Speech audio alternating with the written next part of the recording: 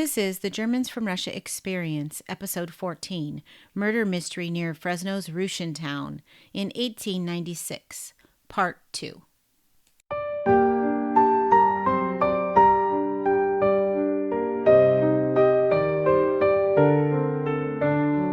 Welcome to the Germans from Russia Experience. I am the creator and your host, Elisa Lung Rodriguez. I am here to inspire you and others to learn anything and everything about your own family heritage by providing information, experiences, and stories about a special group of people, the Germans from Russia.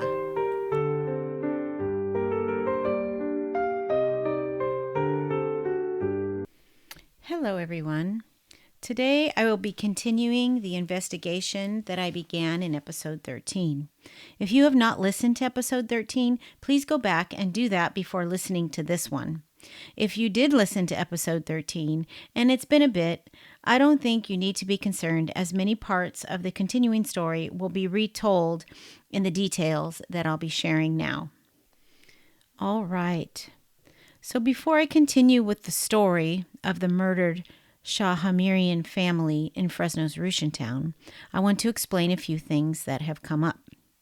If you do any kind of genealogical research, then you know that names are often spelled differently throughout different documents that you find. That is especially true for newspaper articles. In the article I read last week, the three murdered family members' names were spelled Shahhamarian.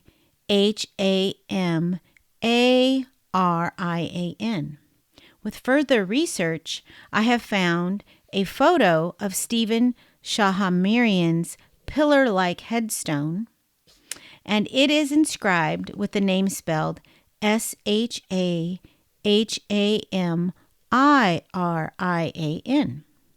Now again, if you do any kind of genealogical research, you know that even headstones can have incorrect information on them. So you have to make a decision on which spelling you're going to go with. And I decided to go with the I instead of the A. I tend to do that for headstones, even though I know that those can be incorrect as well. That's the spelling I choose. Another name discrepancy that I have noticed is with the nephew, Daniel, who was initially arrested in the first article I read to you last week. In that article, his name is spelled Schemerian. And so at that time, I thought those were two different last names, and then not being sure how he was related to the murdered family. So in further articles, as you will hear shortly, it is noted that Daniel's last name is Shahhamirian, just like the victims. And he is the son of Stephen's brother. That's how he becomes the nephew of Stephen and the cousins of Queen and Benjamin. All right, so here we go. Last time I read to you the first article that I found that was printed 2 days after the murders. It had a great amount of detail, and I was a bit surprised to find an article that was printed the day before that on June 6th, 1896. Now, this is the very day that the victims were found. They were found in the morning by the man who was plowing, which will be revisited. And then this article came out sometime later that day. So amazing information. So this article is from the first newspaper established in Fresno, the Expositor. It was established in 1881, with a second story to the building being added in 1888. It was located on Fulton Street in downtown Fresno, and it closed up shop in 1898, just 10 years later. Murder. Armenian vineyardist, son and daughter, cruelly slain. About a mile from Fresno City. Who is the assassin? A young nephew of the elder victim held as a suspect. Stephen Shahhamirian, his daughter Queen, and son Benjamin are found on the Mewks Ranch, cold in death and with bullet holes in the backs of their heads. No cause can be assigned for the crimes, as the family is comparatively poor and appeared to have had no enemies. The sheriff making investigation, coroner longed to hold an inquest this evening. Complete details of the crime.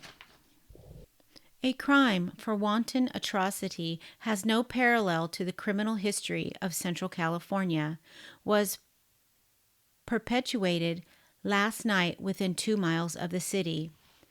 The victims were 3, all of one family, father, daughter, and son, Stephen Shahamirian, aged about 55, Queen Shahamirian, about 27, and Ben Shahamirian, about 18, all of Armenian birth. The triple murder occurred in the vineyard of Dr. Mewks on Cherry Avenue in Fresno Colony, little more than a mile south of the city. The crime is as mysterious as it was sanguinary, which means bloody. And the identity of the ferocious assassin has not yet been established through one Daniel Shahamirian, a nephew of the slaughtered Stephen, is now in charge of the sheriff, it being fancied that he may not be wholly guiltless. The ill-fated Armenians were last seen alive at 6 o'clock Friday evening, when they were at their home in the southern outskirts of the city. They were then performing their customary duties about their little domestic establishment, having devoted the day to the cultivation of their vineyard, and appeared to be in the best of spirits. The exact time of their departure from their home for the lonely spot a mile away, in which they met their cruel fate, is unknown, and no one saw them as they walked away through the twilight. But it was just after dark that people residing continuous to the Mewks vineyard heard 3 pistol shots, which rang out loud and clear, and their sharp detonations marked the hour of the consummation of the triple horror. Now, this says they walked. Of course, we don't know that yet for sure, but how and why did they go there? There were no cars. Of course, it would be dark after about 9 o'clock in June. It's just very mysterious. If they did walk, it would be 25 to 30 minutes per mile, so it would have taken more time than 30 minutes to get to this place. Very interesting. The shots gave rise to no special comment, the persons who heard them little dreaming that an assassin had chosen their peaceful neighborhood as an amphitheater for one of the bloodiest of tragedies, and no one saw the murderer as he stole away through the black night. Discovery of the bodies. At 7 o'clock this morning, K. Bagdoin, a laborer employed by K. M. Nishkin, who leased the Mewks vineyard, was engaged in cultivating the soil between the rows of vines. His horse was stepping rapidly along, and Bagdoin, who sturdily striding on after the cultivator. As he approached the center of the vineyard, the animal stopped abruptly and displayed much uneasiness. Bagdoin stepped to the horse's head to calm the frightened animal, and as he did so, his eyes fell upon the bodies of Stephen Shahamirian and his daughter Queen.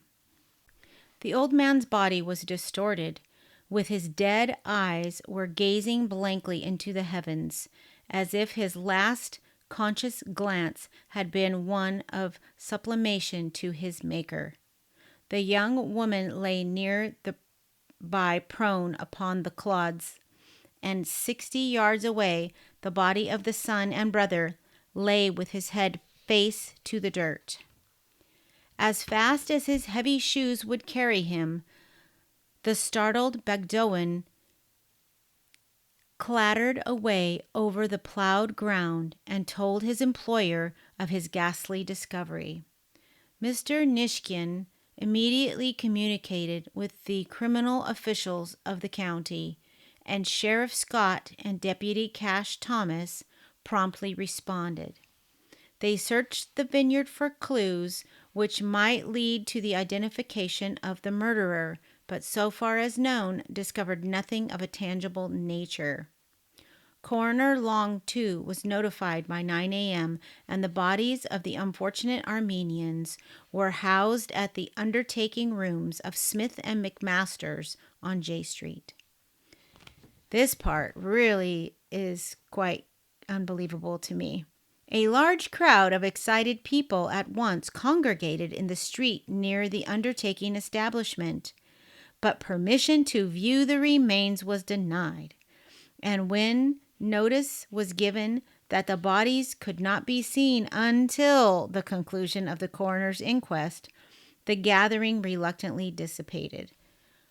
Wow. So I did mention in the last episode how, around the turn of the century and times before that, that people would just bombard the scenes of a crime, of a murder.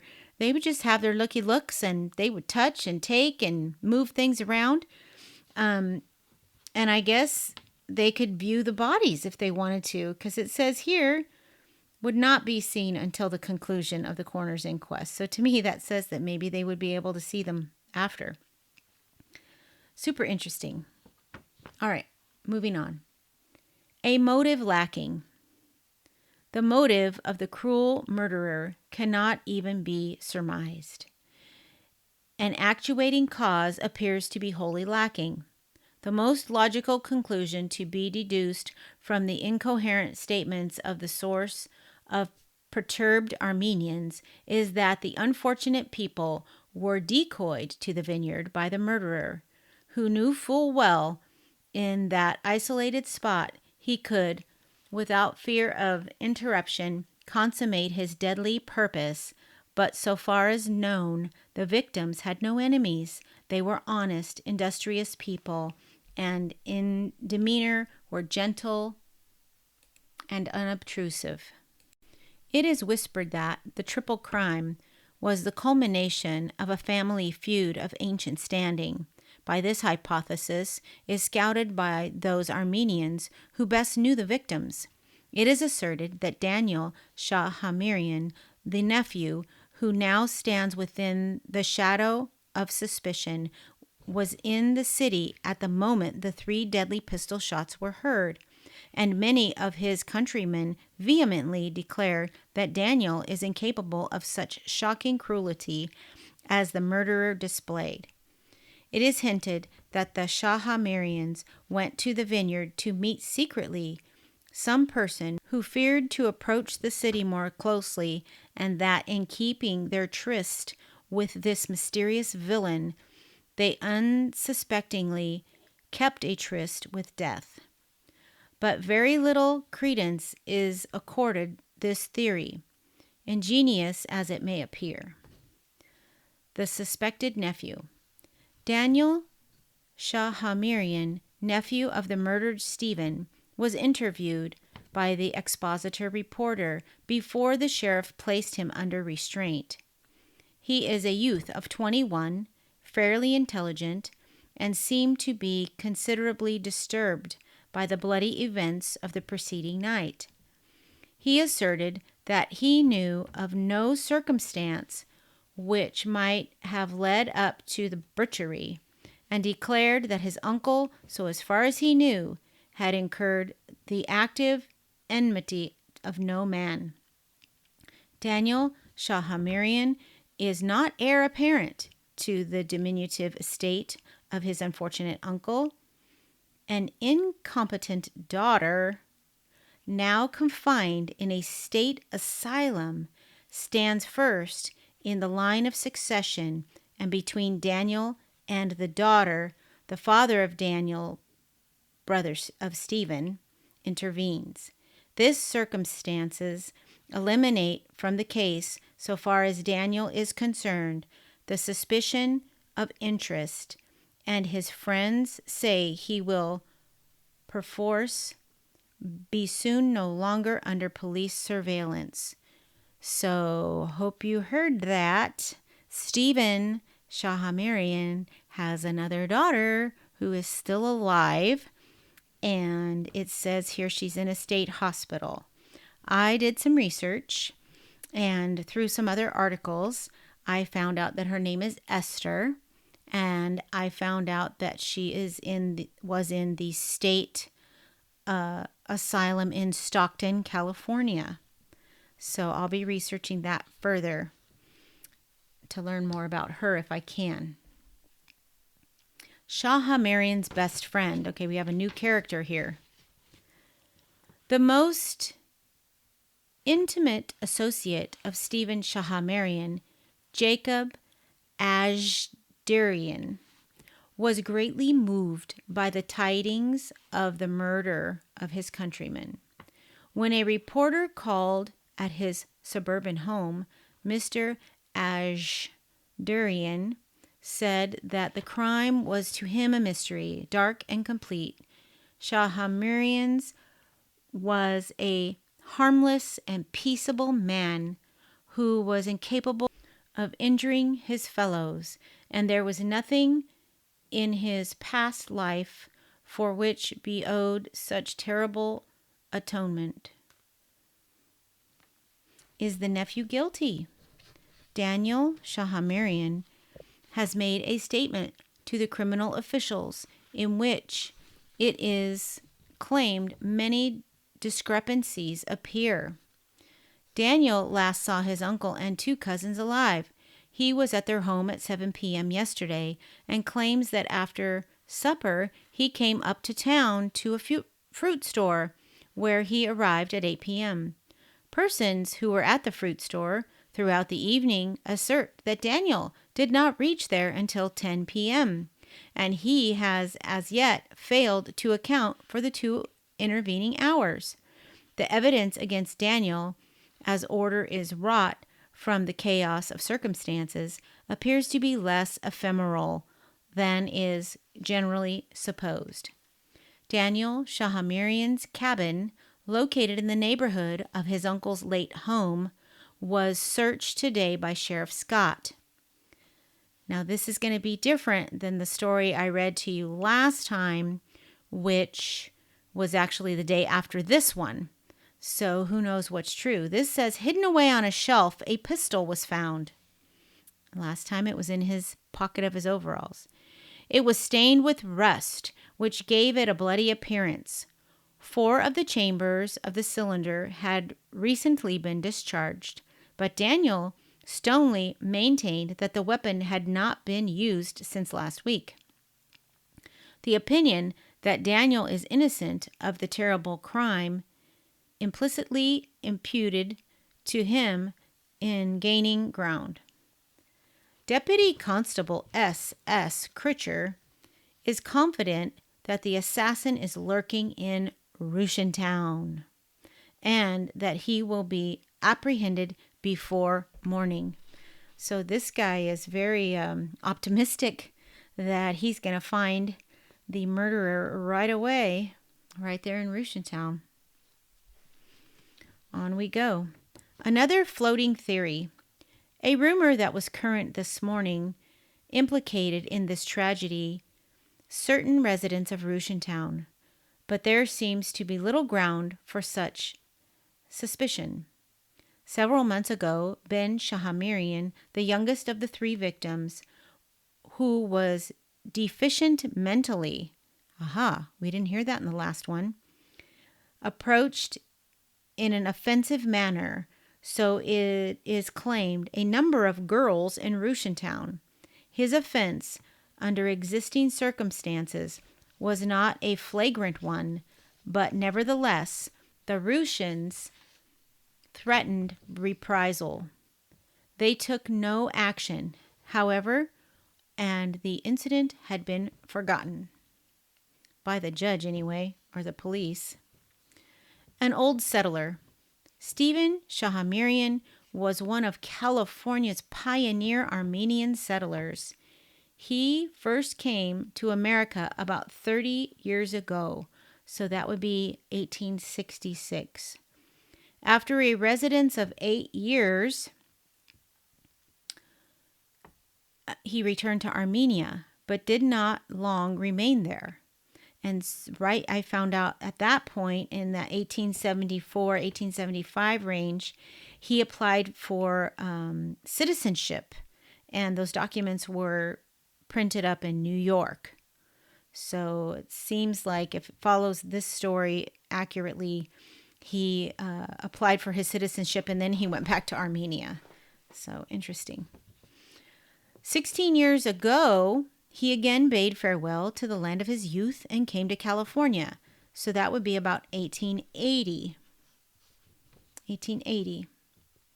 He stood high with all classes of people, and his terrible death is deeply deplored.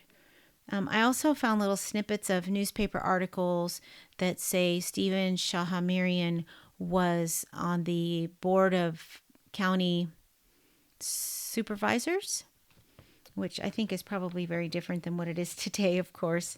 But he was involved in city planning and city decisions and things like that. He was also very involved in the Armenian church. The 3 fatal shots.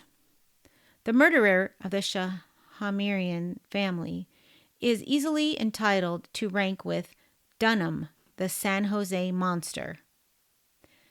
I had to look this up too. Dunham, the San Jose Monster. I had never heard of this before, and I listened to a lot of true crime and mystery podcasts. So I looked it up, and the articles were very long, and there was a lot of detail. I did not want to go that deep into it, but I found that he had killed 6 people like randomly in May of 1896. So that was just the month before this that happened. So interesting story there, I'm sure, as well. Each is a prototype of the other. Cruelly and without pity, each slew a group of harmless people whom he imagined stood in his light, and each was as grimly determined that no one should escape the act of his nemesis. The bullet that cut down poor old Stephen Shahamirian struck him about an inch under the right eye and penetrated the brain. He was following his slayer in the final moment, and the latter must have held the deadly revolver close to the face of the unhappy man, for the skin was badly burned by the powder. Apparently, the daughter was standing near her father when the fatal shot was fired. Her body lay on the ground within 10 feet of his gory corpse. She may, with that fierce courage displayed by womankind when loved ones are assailed, endeavored to defend her sickened sire. Be this as it may, the heartless assassin, without a second's hesitation, sent a bullet crashing through her right temple, the muzzle of the weapon being held only a few inches from her head. The body of the boy Ben, as has been related, was found 60 or 70 yards distance from the bodies of his father and sister. Even his feeble wit grasped the awful danger that menaced him, and the poor fellow ran for his life. As he stumbled over the clods and through the hidden vines, he instinctively drew the collar of his coat over the back of his head, vainly hoping to protect himself against the deadly missile which he momentarily expected the murderer would send after him. He made a desperate effort to escape, but the insatiate assassin, fired with dread resolve, was close upon his trail, pursuing like the demon he was, and before the doomed lad could cry out for mercy, a bullet, piercing the frail armor set up to stay its course, crashed into his brain, and the butcher's awful work was complete. Whew! The inquest. Coroner Long will hold an inquest upon the bodies this evening, commencing at 4 p.m. No date for the funeral of the dead Armenians has yet been agreed upon. Okay, that was all one article.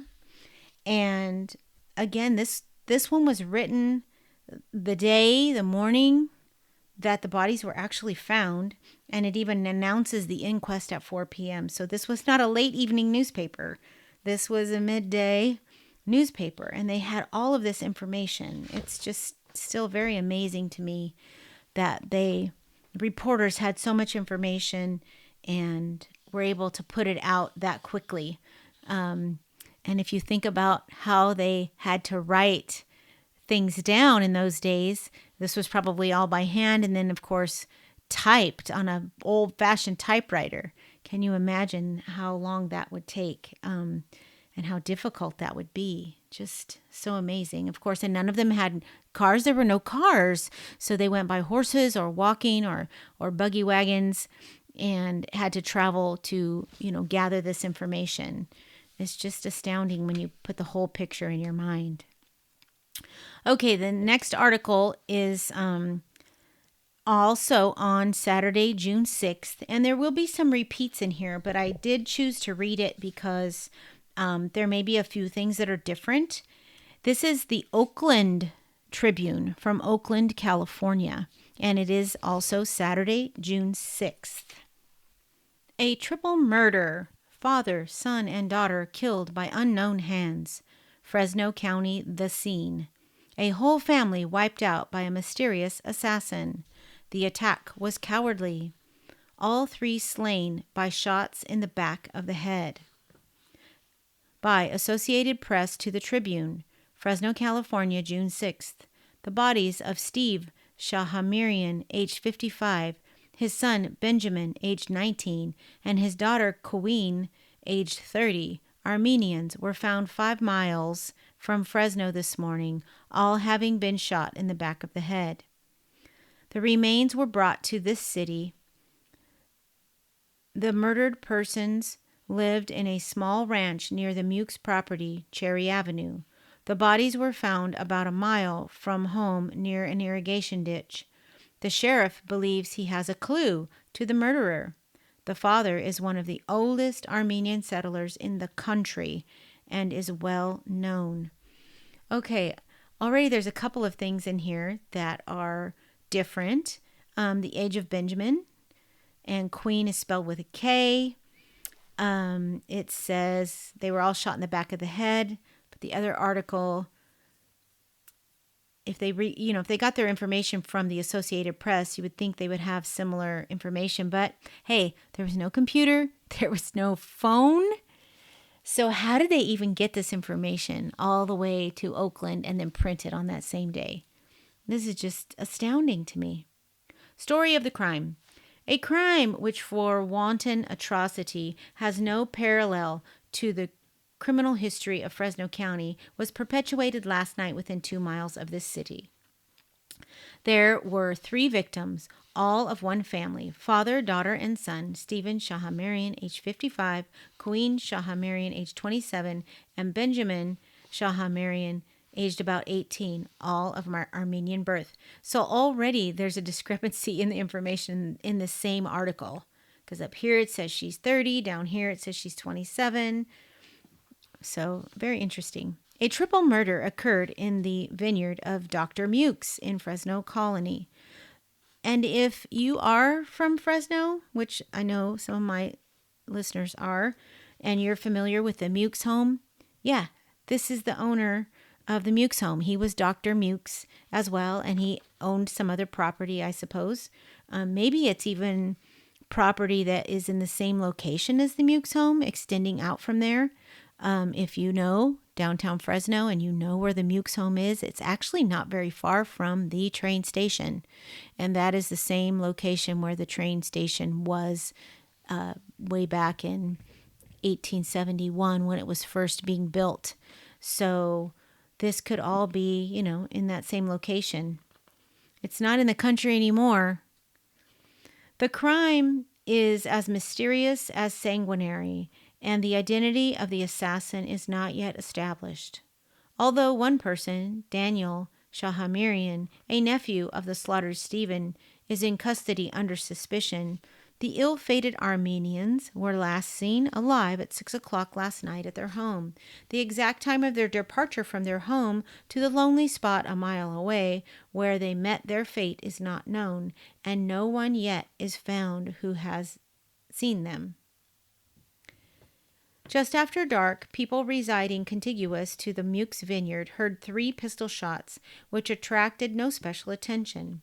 At 7 o'clock this morning, a plowman on the Mukes ranch suddenly came upon the bodies of the murdered Armenians. All 3 were lying together upon the ground. Now that's different as well. Sheriff Scott was immediately notified, and the officers went to the scene of the tragedy, but found no evidence of a tangible nature. Coroner Long visited the spot, but found nothing further than evidence that the murder had been committed, with nothing to indicate murder. The murderer, maybe. An inquest will be held at 4 o'clock this afternoon. This is no particular evidence against the nephew now in jail, but he is known to have had frequent quarrels with the victims over business matters. Oh, we haven't heard that. And the sheriff deemed it best to place him where he could be found when wanted. Stephen Shahamirian was one of the oldest Armenian residents in the country and is well known. He resided on a 5-acre vineyard, which he had been depending upon for a living with his son and daughter. It was at first thought that the case was one of murder and suicide. Oh, we hadn't heard that either.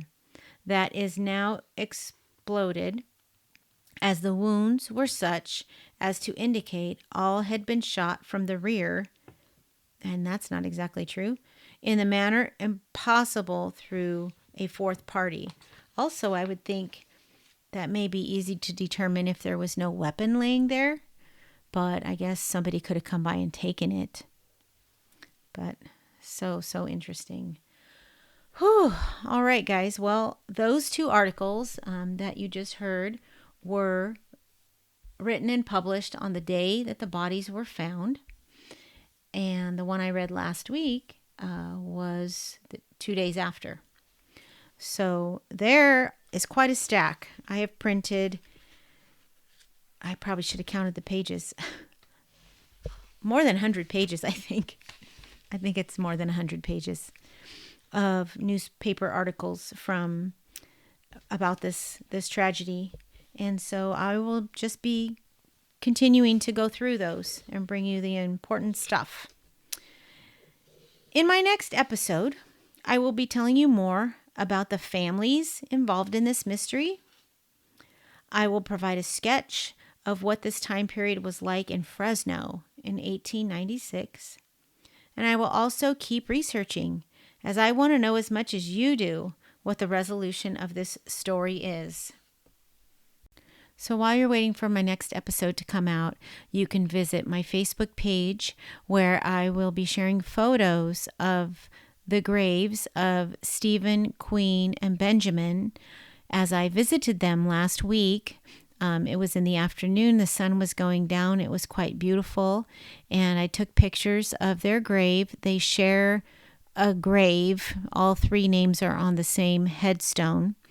And then next to them, of course, I looked all around to see if there were any other family members. And I did find Daniel and his brother Eli were buried next to each other there. And I'll talk more about, what happened to these people in the years to come, how long they lived, and that kind of thing. But if you look at the pictures, I guess you will get a little head start on what their death dates were. And of course, you're welcome to do any kind of research that you would like to do on this family, or in newspapers.com if you have access to that. Super interesting. I want to hear your thoughts, so share them with me. Goodbye.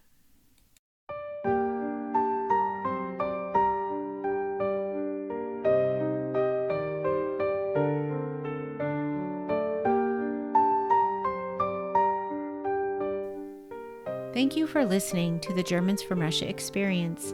I hope that something you heard today will inspire you to learn anything and everything you can about your own ancestors. If you like what you heard, please leave a review, like, and share this podcast. You can comment directly by emailing me at thegermansfromrussiaexp@gmail.com. Also, like my Facebook page, The Germans from Russia Experience Podcast.